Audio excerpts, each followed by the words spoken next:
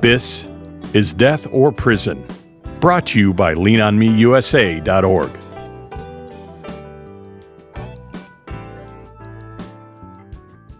Hello, welcome to the Death or Prison podcast, brought to you by leanonmeusa.org. I'm Oswald Newbo. And I'm Kevin Sabath.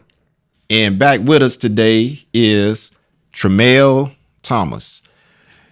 The last episode when we had Mel in here with us, he had just been convicted and was sentenced to 45 years in prison. He's 20 years old.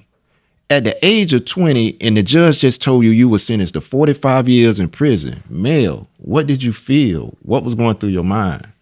I believed that my life was over. I was 20 years old, and my whole world was just gone. I believe everything just turned dark at that time. Literally turned dark. Matter of fact, my original sentence was 55 years, suspended after 45 with 5 years probation, which was unheard of. Right. You know, it was really an illegal sentence, and I would later be resentenced to 45 flat. But when I received that 55 suspended after 45, at the age of 20, I was shaking in my boots. I was done. Everything went dark. I couldn't see. That's a football number. That's a football score. That's something that you hear on a Sunday score 45-3, 45-15. Right. You know, now I'm receiving that as a sentence. Powerball numbers. You know, you're 20 years old. That's twice your age, yes. Plus some. Yes, and so at that young age, you know, if you're 20, 19, we think we're men. We think we're adults. We're still young. I was still young. I was still confused on the inside, not knowing that. But so the 45 years, I end up receiving 45. I would later be transferred to the state prison, Summer State Prison, and then we were transferred in old ice cream trucks and locked ice cream trucks, little box wagons, the box wagons, yeah. And the metal seat in the back, they slide and turn it. Yes, okay. Yes. Right. And That's so, a hard ride. Yeah, so you started off, you know, on metal and dark. You know, it's like the prison system wants everything to be dark. And it's not the prison system, but it's the enemy. The enemy literally wanted my life just to remain dark. I would travel to Summer State Prison in 1988, and right then and there, when I came into Summer State Prison, many didn't know, but I was afraid. At 20 years old, I was afraid, but I couldn't show. I couldn't show the fear, but I was afraid of the unknown, afraid of the uncertain. You know, what's my life gonna look like? Because I don't know what it is to be behind bars. Had you heard stories about prison before you got there? About prison and whatnot. But then once I got in, my first night there, we're packed into this holding area, and the holding area is right on the main hallway, and so you see just myriads of men walking up and down the hallway. And I never forget, I was sitting down real quickly. I was sitting down, and this gentleman peeped into the window and pointed at a gentleman sitting down right next to me. I thought he was pointing to me, and he pointed to him. And so the next morning, as we got into our cell that night, the next morning they called breakfast call, and I come downstairs to go to breakfast, and we're waiting to go to breakfast. As we come out to the main corridor to go to breakfast, the gentleman that was sitting down next to me was slashed in his neck. Wow. That was that was my introduction into Summer State Prison. And so at the age of 20, you know, and so I remember calling home, and I forgot who I talked to, but I remember saying, this is real up here. Yeah. So for the next 10 years of my life in prison, you know, it was just dark. You know, did you have any support while you was in prison? Were you in contact with your mother, your father? So I was in contact with my mother. My mother was a praying woman. She constantly prayed for me. She prayed for me when I first got arrested and prayed. She prayed a prayer that I'll never forget. She prayed and said, "Ask God, said Lord, whatever you do, do not allow the enemy to take my son's mind." And I believe it was that direct prayer, that kept me all those years, that the enemy can do anything he wanted to do, but he would not take my mind. And so that was my mother's prayer over me. And so my mother would visit me, my sisters would visit me. I had friends that were still coming to see me. But for 10 years, I was still just running the hallways, selling cocaine, still getting high on the inside, but I was lost on the inside, lost in dark. And I would later, about 10 years into the sentence, that's when I would begin to start taking a real inventory on my life. And I just didn't want this. I wasn't going home. Something had to cause that shift. What caused that shift? Well, you just got tired of, doing time? You got tired of, In 1992, I believe it was, 1992, 1993, I just said, I'm done with this. I don't want this anymore. I don't know, but it was something in me that said, I just want to step away from this. And you stepping away from the game? Yeah, I was stepping, but it was, I believe it was at that time that God was starting to get a hold of my heart. And I stepped away from it, but it would still be years later before I would turn my life over. Turn my life over to the Lord. But it was then that I came out in the yard one day, in the big yard, I looked over there and I saw a lot of these guys that was part of the gang. I said, half of these guys wasn't even out there when I was running the street, And so I remember I walked over and I said to a couple of the brothers, I said, man, I'm done with this. And they said, Mel, man, do whatever you gotta do, man. You're always gonna be ECB, because that's where I'm from Elm City. Right. And so you're always gonna be ECB. And so God had literally gave me just a way to move away from that. And I would later just still be, but I was still connected to the family because I'm Big Mel. Right. You know what I mean? And still connected to the family. So later in my sentence, after getting moved to another facility, there would be a stabbing take place, and my name would come up in it because of ECB. And I was doing dirt, but I didn't do the stabbing. But yet they put me in SEG because they was afraid of retaliation against me. And so I would go to SEG, and here's where SEG is segregation. Yeah, that's like so segregation, locked up and confined, separated from general population, confinement. Right. Here's where God began the shift. This was 1996. I'm in another facility when that happened. They would not let me back in population because they was afraid of retaliation. But God was going to send me to a facility where he would have a servant waiting on me. Wow. And so I would get shipped to this facility called Gardner Correctional Facility. I'll never forget, because it was there that God would get a hold of my heart. And that my life would never, ever, ever be the same. That where I was in darkness, now my life was about to step into light. Right. And when I got there, I started working in the kitchen. Still, this was 23, almost like 23 hours lockdown. And so, but I'm working in the kitchen, and it's a gang facility, but yet they had a couple dorms for a regular population, which I went into. But I'm working in the kitchen, and me and two other inmates were there, and we're chilling, and I got 45. He has 60. Another one had like 55. And the servant of God walks up to us while we're working in the kitchen and says this. He says, "Hey, Mel." He came to me and said, "Hey, Mel, we're having, the church is having a program this weekend called Prison Fellowship, and I want you to come." And for him to have the boldness to come up in the midst of all three of us, you knew it was God that sent him there. Right. And he literally said, "Mel." He didn't call Gorilla or LeRon. He said Mel. And so that was God calling me right then and there. And so I said, okay. I said, I'll be there. Just to be, I just said I'd be there. So God had been drawing me. And he had the place where he was going to meet me. And it was there that weekend. I remember the weekend. I was leaving the kitchen, and that day I was excited.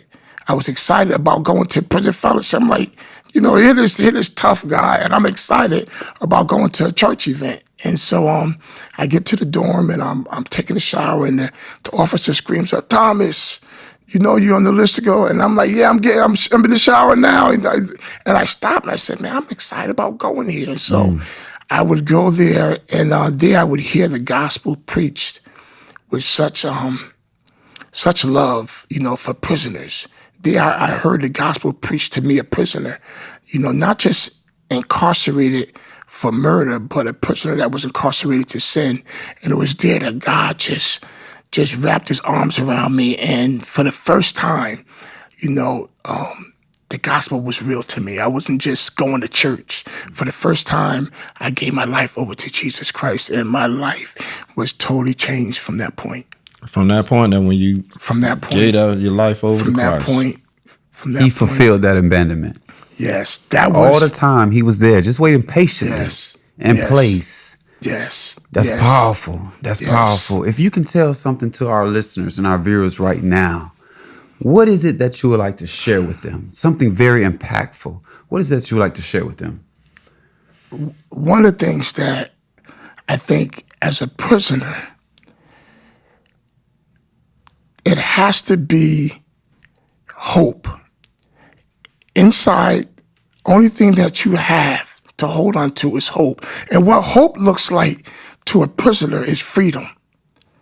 What hope looks like to a homeless person is to have a home.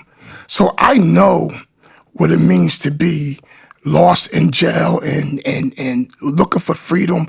But I just want to share with all the listeners and all the viewers that when Jesus Christ came into my life, he brought hope on the inside. I would still be incarcerated for another 20 years before coming home.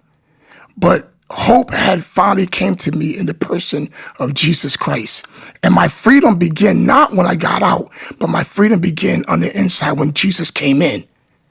And so one thing I want to share with you is that when Jesus came into my life, he began the restoring process that brought me here today to speak to you. That if you don't know Jesus Christ, cry out to him. He's calling on you. He's drawing you. The Death to Prison podcast is here today because we want you to know that in Jesus Christ there is hope. There is hope. If I could leave one thing with you, God was speaking to me and I wanted to share this with you. In the book of Mark, in the Gospel of Mark, there was a man that was in the tombs and he was cutting himself. But God was coming across the seas to see about this man that was in those tombs. And that's where we were at one time in jail, in those tombs. And while he was sitting there, Jesus would come and he would set him free right in the tombs. Whatever your tomb is today, Jesus is coming there. I'm speaking that to you right now, that Jesus is going to meet you right in your tomb and he's going to set you free. That gentleman would later be found clothed in his right mind, set free from all those demons that had him in bondage. So I just want to let you guys know that there is hope in Jesus, and hope is coming into the prison. You don't have to get out. Jesus is coming in. I noticed something, and I'll say this to the audience. Here it is. We have Brother Mel was in a point of his life where he felt abandoned. He was going through a point in his life where he said he had checked out. There was a point in his life where he said life was just dark. And here it is in prison, a young man, or maybe an older man. Was he young or old? He was younger than me. A young man comes up into the midst of him in a crowd. He's standing around and says something to him, Mel, I'd like for you to come to church. This is what I see in that testimony you gave. When you said it was dark, God had already started to shine that light. Amen. That's right. He followed that light and came to it. That's right. In that moment you accepted Jesus, from then you say your life was forever changed. Yes. That light is for real. And the thing is, it was right then and there that he began his redemptive, his restoration in my life. It was right then and there that God would begin to, I remember a gentleman came, close friend of the family's, he would come and he would speak a word to me. He came in and visited me, and he had heard that God that came into my life, and he shared this. He said, Mel, he says, you're going to have favor like Joseph. He says, God's going to give you favor in these jails to the point where they're not going to know what to do with you. that prophetic word began to come true in my life.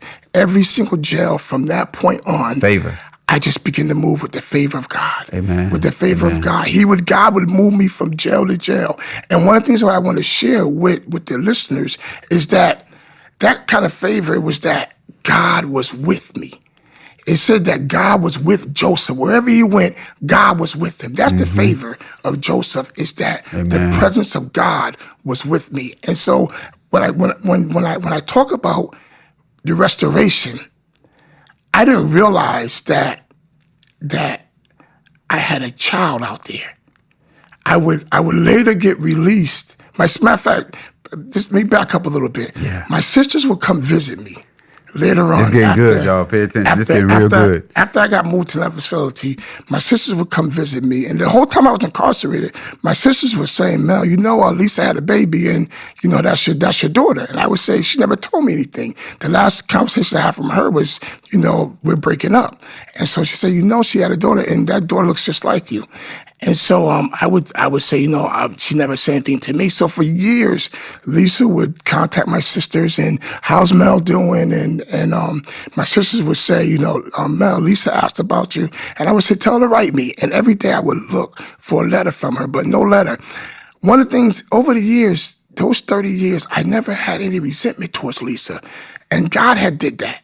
Because he knew that Lisa and I was created for one another. And so fast forward, my sisters come and visit me around 2014, not knowing I would be released in a few years. And my sister said, you haven't seen your daughter. I said, no. So when we get back, we're going to send you a picture of your daughter. So they sent me a picture of my daughter. And I was like, for the first time I saw a picture of my daughter, I pulled off of Facebook. And but I didn't realize that God was setting something up. So in this facility, I got the favor of Joe, so I can come and go as I want. I had a job where I was just a favor. And I remember one day the Lord spoke to me. The Lord spoke to me. And I really want you guys to remember, when God begins to speak to you, listen. Listen, because he's going to lead you. That voice is going to lead you. So I remember one day he spoke to me while I was at my job, and he says, Mel, get up and go back to the block. And so I said, I never go back to the block. I'm always here. So get up, go back to the block. I got up, went back to the block. And so the officer says, Mel, what are you doing back in the block? I said, I don't know. You know what I mean? So I get back in the block and I'm looking around and I go to this table. And these men are talking, these young men are talking. They're talking about church. And so I immediately, they immediately asked me, Brother Mel, you want to share something? So I just shared a few words. But then I saw this one guy and I looked at him and I said, man, what is your name? He told me, I said, what church do you go to? So he says, I go to Cornerstone. I said, do you have a pastor? So he says, yeah, man, I have a pastor. I said, your pastor know you're here? He says, no, Mel, your pastor needs to know that you're here so he can continue to point. I said, what is your pastor's name? He says, Alfred Watts. Remember back in the beginning, Alfred was on the phone with my sister. Right. Alfred Watts was now a pastor. And so I said, hold on, Alfred Watts? He said, Alfred Watts. I says, does he have a sister? So he starts thinking, yeah, man, I think he does got a sister. And he said, and she got this beautiful daughter. You got to see her daughter, Mel. And so I'm just listening. Wow. And so I said, man, when you get finished, come by my cell and let me talk to you. So he comes by. I pull a picture out. I say, is this her? He said, yes, Mel, that's her. That's her. And so I'm just looking. He says, Mel, is that? And I'm like, I haven't heard anything yet, but by now I know. Right. You know what I mean? Right. And so God was Restoring. leading me. He was restoring. He was going to restore everything. Complete restoration. Right. Yes. Listen, and that's what I want to share with the listeners and the viewers, that no matter where you find yourself at, God is going to restore you.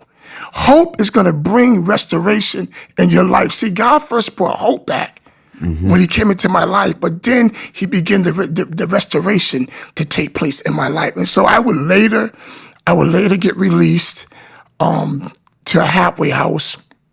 I was staying in a halfway house for a year. My second, when I came home after 29 years, and introduced to Facebook. I'm introduced to a whole new culture. And I made it go on Facebook, and I'm looking for Cornerstone. So let me ask you a quick question. Were you released based on any technicalities within your sentence, or you just made it out? Game time. One day my counselor came to me and said, Mel, you're eligible for a a early halfway house. Wow. And with a murder sentence, that was unheard of. Yeah. It's unheard of Community. to, you know what I mean, get a halfway house. I get into the halfway house and God is just amazing. I go on Facebook and I'm creeping on Facebook. I don't know. But I'm looking on Cornerstone and I'm looking at Alfred Watts, who is now my pastor. I'm looking at him. This is the young guy that was on the phone with my sister. Right. And God is just showing me what he's about to do in my life, but I don't know it at the time. And so later, I would start working. And so it was this program called Family FRP, Family Reunification Pass. So after you're in the halfway house and you're working, you're eligible for that FRP. My first one, I would go down and see my family. I come back and my sister Tasha will call me and says, Lisa said, call her. I said, Lisa who? Lisa. Said, call her. So I would call her and called her that night and we talked. And we would later talk some more. And so my second trip down, I would meet Lisa for the first time in over 30 some odd years. Wow. And that's amazing. And so we would begin to just see one another. And now she's divorced, I'm divorced. You know, so much has happened. Restoration, complete restoration. And so later we knew once we got back together that it was meant for us to be together. And so y'all still had that same fire that y'all had prior? Same this time fire. it was real, but this time it was unadulterated. It was if you ask her, it was as we never ever missed a beat. You know, God that's that good love. God restored us. God restored us. Okay. And so I would meet my daughter, and not only that, but I would meet my 5-year-old grandson. So I came home to not only Lisa, but a family. Double. So when I say that God will restore, I'm not just saying this. This is what I have experienced. The restoration, the full restoration of God in my life. Later in 2017, Lisa and I would get married.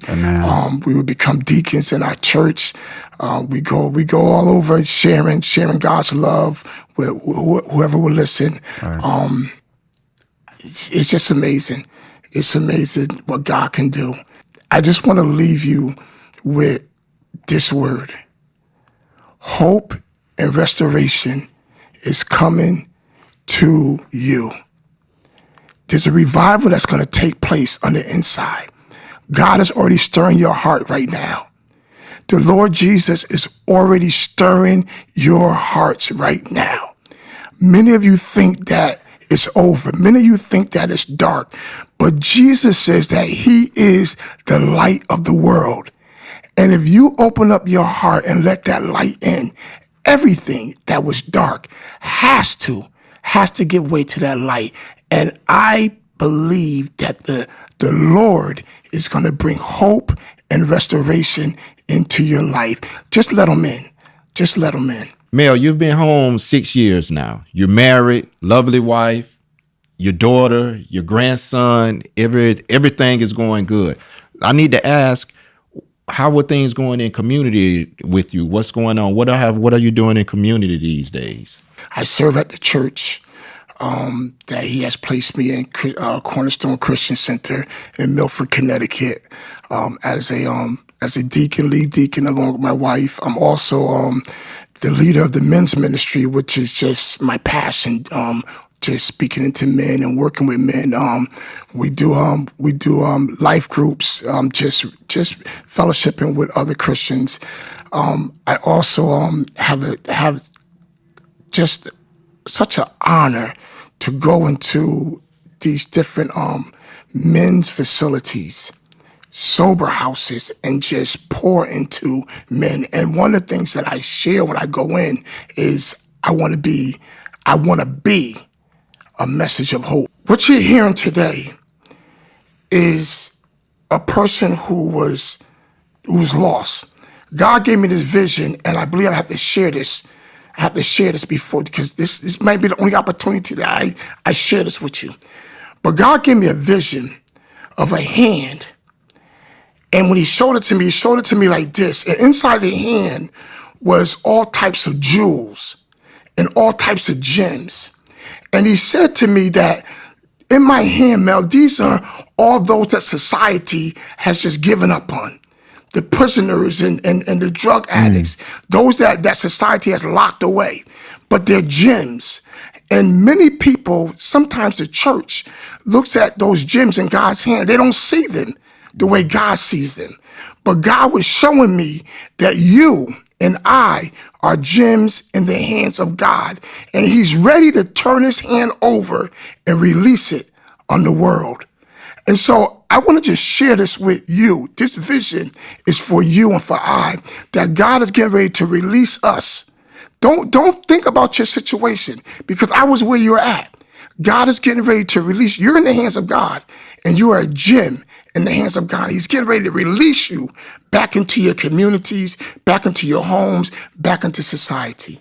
Amen. Amen. Them Jews, them some real Jews there. And that's bro. well said. And something I like to bring to the audience is something that the brother Mel here was just speaking about, ministry. One thing I like, you come out of the church. See, one of the problems, and I heard this, the late bishop said to us, he said sometimes the problem with the church is the walls. The walls. We want to stay within the walls all day, but we won't go out where the people need help and bring the ministry out of the walls. And you going into the prison, you going into the substance use, you going out on the block.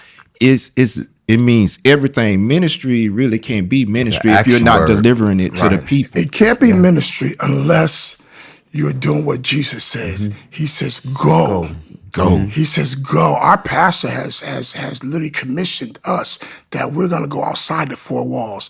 But Jesus said, go out to the highways and to the byways. Yeah. He said it.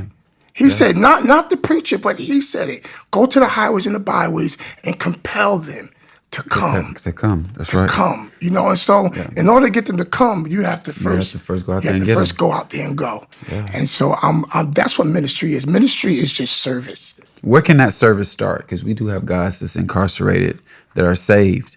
Do they have to wait to come out? No. It begins on the inside. On the inside, I was sharing the gospel. On the inside, God shared this, and I know my time is short.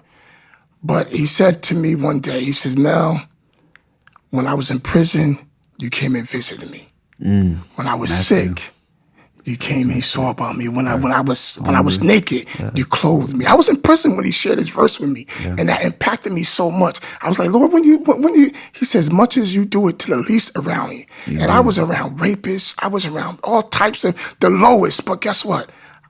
God said, Mel, you were low when I found you. He says, so now, as much as you do it to the least of them, you do it unto me. And so I began to minister to the least of them on the inside. And so now it becomes easy when I get out. We heard a powerful story from our brother Mel today.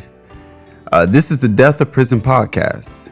And we say, choose life.